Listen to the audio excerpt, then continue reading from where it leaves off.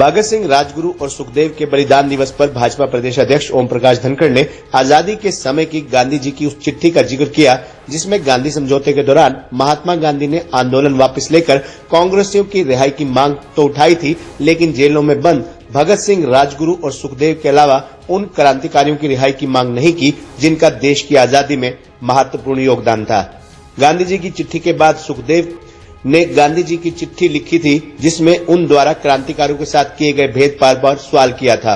इस समय महात्मा गांधी से सुखदेव द्वारा किया गया सवाल ऐसा था जो कि आज भी देश के लोगों के सामने खड़ा है। ओपी धनखड़ आज झज्जर गुरुकुल में स्वामी ओमानंद सरस्वती की पुण्यतिथि पर आयोजित कार्यक्रम में शामिल होने आए थे। यहाँ उन्होंने पहले मंच से और बाद में मीडिया से रूबरू होकर इन दोनों चिट्ठियों का जिक्र किया। धनखड़ ने कहा कि राजगुरु, सुखदेव और भगत सिंह ऐसे क्रांतिकारियों के नाम हैं जिन्होंने देश की आजादी के लिए बलिदानियों के रूप में पहले ही अपना नाम तय कर दिया था। उन्होंने कहा कि भाजपा ने ऐसे क्रांतिकारियों का सम्मान किया है। पिछले दिनों भाजपा कार्यकर्ता इन तीनों शहीदों के घर पर भी गए थे। इन बलिदानियों के बलिदान स्थल की मिट्टी लाने का काम भी भाजपाइयों ने किया था, कारण कि इन बलिदानियों का बलिदान युवाओं में देशभक्ति का जज्बा पैदा करता है। इस दौरान उन्होंने महान स्वतंत्रता सेनानी ओमानंद सरस्वती की पुण्य स्मृति में आयोजित कार्यक्रम पर बोलते हुए स्वामी ओमानंद सरस्वती को सभी के लिए प्रेरणादायी बताया। उन्होंने कहा कि स्वतंत्रता सेनानी होने के साथ साथ स्वामी ओमानंद सरस्वती ने देश में अनेक गुरुकुलों की स्थापना की। उन्होंने कहा कि स्वामी ओमानंद सरस्वती का जीवन जलती हुई मशाल की तरह समाज को रोशनी देता रहा है और गांधी जी ने उसमें सबकी रिहाई की मांग की, क्रांतिकारियों की रिहाई की मांग उसमें नहीं हुई। और गांधी जी ने कहा कि सब अपना आंदोलन वापस ले लो। उसी कारण से सुखदेव ने एक चिट्ठी गांधी जी को लिखी थी कि आप सबको आंदोलन तो वापस लेने की बात कर रहे हैं, लेकिन आपने क्रांतिकारी जो जेलों में बंद हैं उनकी रिहाई की बात नहीं की। वो चिट्ठी गांधी जी को बाद में मिली, भगत सुखदेव के बाद गांधी जी ने जवाब भी लिखा है, लेकिन सुखदेव का सवाल ऐसा सवाल है जो संपूर्ण देश के सामने खड़ा है। क्योंकि लोग सोच रहे थे कि गांधी इरविन की जब गोल मेज कॉन्फ्रेंस होगी तो इन तीनों वीरों के बारे में जो है उनके रिहाई के बारे में भी बात होगी, लेकिन जो बात नहीं हुई, बल्कि सुखदेव ने अपनी चिट्ठी में ये नहीं लिखा है कि हमारे तो बलिदान होने में ही आज़ादी का आंदोलन आगे बढ़ेगा। मतलब मेरी चिट्ठी का ये मतलब नहीं लगाया जाए कि, लेकिन आप जो अपील कर रहे हो, आप अपील सारे कांग्रेसी छोड़ दिए गए, केवल क्रांतिकारी नहीं छोड़े गए गांधी समझौते के बाद। और इसके कारण से फिर दूसरी बात भी कही क्रांतिकारी संगठनों ने कि जब ये बलिदान हो रहे होते हैं तो कांग्रेस का बड़ा नेतृत्व इनके बचाने का काम नहीं करता।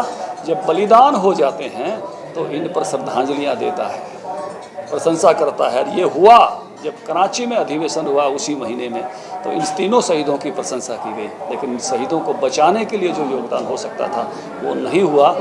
इतिहास इसका साक्षी है। हिंडनबर्ग ने स्वामी ओमानंद जी सरस्वती जी का 21वां समर्पी दिवस आज मना रहा है गुरुकुल। मैं उसी में सहभागी होने के लिए पहुंचा हूं। उनका जीवन हम सब के लिए बहुत प्रेरणादायी है। अनेक रूपों में उन्होंने समाज की सेवा करने का काम किया। वो स्वतंत्रता सेनानी थे, वो हैदराबाद की आज़ादी के लिए भी लड़ने गए, वो गोरक्षा आंदोलन का भी हिस्सा थे, हिंदी आंदोलन का भी हिस्सा थे, वो चंडीगढ़ आंदोलन का भी हिस्सा थे। गुरुकुल झज्जर को मैं कहूँगा कि बड़ा बनाने में उनकी बहुत महत्वपूर्ण भूमिका थी। अनेक गुरुकुलों की स्थापना में उनका योगदान है। वो शिक्षाविद भी थे, इतिहासकार भी थे। यहाँ एक बड़ा म्यूजियम जो है वो भी उनके प्रयासों से, प्रेरणा से बना है। वो एक मिसाल की तरह से पूरे समाज को अपने जीवन भर रोशनी देते रहे, आगे भी और ऐसे ही रोशनी देते रहेंगे। उनके जीवन को, उनके पुस्तकों को अगर हम याद करते हैं, पढ़ते हैं, तो निश्चित रूप से लगातार वो हमारी प्रेरणा बढ़ाते रहेंगे।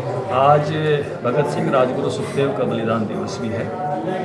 हमारा भारतीय जनता पार्टी का युवा मोर्चा और अनेक संगठन भारतीय जनता पार्टी के और समाज के भी आज भगत सिंह, राजगुरु, सुखदेव का बलिदान दिवस मना रहे हैं। मांडोठी में आज एक बड़ा कार्यक्रम है हमारे जिले के युवा मोर्चा का। मैं स्वयं, हमारे प्रभारी जो है उसमें शामिल हो रहे हैं। हमारी महिला मोर्चा की तरफ से भी बहनों की तरफ से रक्तदान का एक कार्यक्रम बहादुरगढ़ में रखा है, तो उसमें भी मैं और प्रभारी जी दोनों सहभागी होने जा रहे हैं। शीलोठी में एक शहीद की मूर्ति के अनावरण के कार्यक्रम में मैं सहभागी होने जा रहा हूँ। शाम को भी नाहरपुर में एक कवि सम्मेलन में सहभागी हूँ। और आज हजारों कार्यक्रम पूरे प्रदेश में इन शहीदों की याद में है। और निश्चित रूप से जो इनकी याद है वो देश में, प्रदेश में एक देशभक्ति का जन्म